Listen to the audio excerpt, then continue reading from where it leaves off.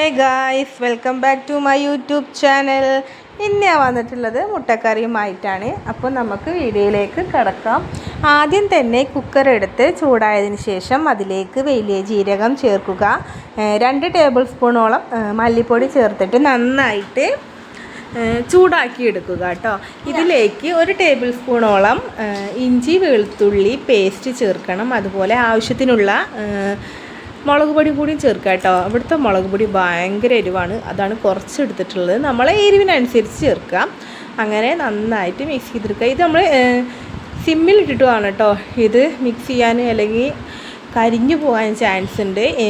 മഞ്ഞൾപ്പൊടി ചേർക്കുക, വേപ്പിൻ്റെ ഇല ചേർക്കുക, ഒരു 2 വലിയ ഉള്ളിയും കൂടിയും ചേർക്കുക. അതുപോലെ തന്നെ ഇതിലേക്ക് 2 വലിയ തക്കാളിയും കൂടിയും ചേർക്കണം കേട്ടോ. പിന്നെ ഒരു വലിയ ഉരുളൻകിഴങ്ങും, ഇവയൊക്കെ ചേർത്തിട്ട് നന്നായിട്ട് ഇളക്കി കൊടുക്കുക. നന്നായിട്ട് മിക്സ് ചെയ്യുക. മസാലകളൊക്കെ അതിലേക്ക് പിടിക്കണം കേട്ടോ. പിന്നെ നമുക്കിതിലേക്ക് ഉപ്പും കൂടി ചേർക്കണേ. ഉപ്പ് ചേർക്കാൻ മറക്കരുത്. ഉപ്പും കൂടി ചേർക്കുക. നന്നായിട്ട് മിക്സ് ചെയ്തെടുക്കുക. പിന്നെ ആവശ്യത്തിനുള്ള വെള്ളം ചേർത്തിട്ട് നമുക്ക് കുക്കറിൽ വിസിലടിക്കാം കേട്ടോ.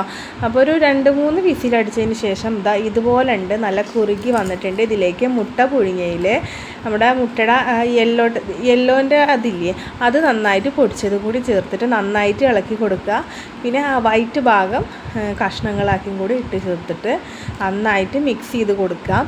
അപ്പോൾ നമ്മളുടെ കറി റെഡി ആയിട്ടുണ്ട്. ഇതിലേക്ക് വേപ്പിൻ്റെ ഇല അതുപോലെ മല്ലിച്ചപ്പും കൂടി ചേർത്ത് കഴിഞ്ഞാൽ നമ്മളുടെ എഗ്ഗ് കറി റെഡി ആയിട്ടുണ്ട്. അപ്പോൾ എല്ലാവരും ട്രൈ ചെയ്ത് നോക്കണം. ഇഷ്ടപ്പെട്ടാൽ സബ്സ്ക്രൈബ് ചെയ്യുക.